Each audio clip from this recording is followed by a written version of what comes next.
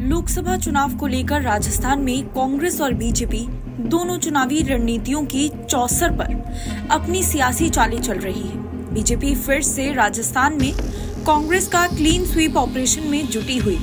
इसके चलते राजस्थान में मिशन 25 को लेकर पीएम मोदी जमकर गरज रहे हैं। लेकिन इस बीच सियासी चर्चा है कि राजस्थान में बीजेपी के क्लीन स्वीप वाले रिकॉर्ड को खतरा है। राजस्थान की 3 लोकसभा सीटों पर कांग्रेस काफी मजबूती से डटी हुई है। ऐसे में कयास लगाए जा रहे हैं कि ये 3 सीटें बीजेपी का क्लीन स्वीप का गेम बिगाड़ सकती हैं। हालांकि बीजेपी 25 में से 25 सीटों को जीतने का दावा कर रही है, लेकिन जो सियासी समीकरण दिखाई दे रहे हैं उससे तो बीजेपी का क्लीन स्वीप वाला गेम बिगड़ सकता है। सियासत में बाड़मेर, जैसलमेर, नागौर और चूरू लोकसभा सीट की समीकरणों को लेकर काफी चर्चा है। इस रिपोर्ट में तीनों सीटों के समीकरणों को समझने की कोशिश करते हैं। राजस्थान की सबसे बड़ी सीट बाड़मेर जैसलमेर लोकसभा सीट है।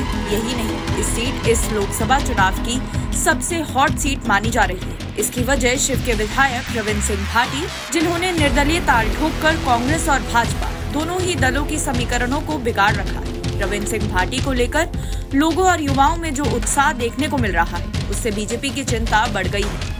इसके कारण खुद मुख्यमंत्री भजनलाल शर्मा 3 दिनों तक डैमेज कंट्रोल करने के लिए बाड़मेर प्रवास पर गए, जहां उन्होंने विभिन्न समाजों के लोगों से बातचीत कर समीकरणों को सुलझाने का प्रयास किया। अब 12 अप्रैल को पीएम मोदी बाड़मेर में चुनावी रैली को संबोधित करेंगे। माना जा रहा है कि रविंद्र सिंह भाटी बीजेपी के प्रत्याशी कैलाश चौधरी और कांग्रेस के प्रत्याशी उम्मेदवारम बेनीवाल की जीत में सबसे बड़ा रोड़ा बनकर खड़े हो गए। इधर फलौदी सट्टा बाजार में भी रविंद्र सिंह भाटी की जीत का दावा किया जा रहा है। राजस्थान की बहुचर्चित नागौर लोकसभा सीट को लेकर भी सियासी पारा चढ़ा हुआ है। बीजेपी ने यहां से ज्योति मिर्धा को विधानसभा चुनाव में हार के बाद फिर से टिकट दिया है, जबकि कांग्रेस ने यहां से आरएलपी के साथ गठबंधन कर लिया है। इसके चलते आरएलपी के सुप्रीमो हनुमान बेनीवाल खुद चुनावी मैदान में हैं।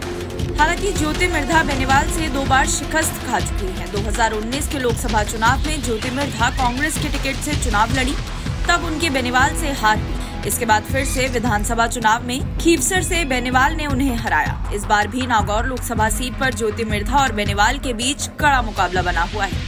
चूरू लोकसभा सीट को लेकर भी बीजेपी की चिंता बढ़ी हुई है। बीजेपी ने इस बार राहुल कसवा का टिकट काटकर पैरा ओलंपिक में गोल्ड मेडलिस्ट रहे देवेंद्र सिंह झाझड़िया को टिकट दिया है। इसको लेकर राहुल कसवा ने जमकर बवाल किया। उन्होंने अपने टिकट काटने पर राजेंद्र राठौड़ को सीधा जिम्मेदार बताते हुए बीजेपी पर जमकर हमले किए हैं। बाद में राहुल ने कांग्रेस ज्वाइन कर ली, जिसके चलते कांग्रेस ने उन्हें चूरू से टिकट दे दिया है। राहुल कसवा इस चुनाव में बीजेपी पर जमकर हमलावर बने हुए हैं।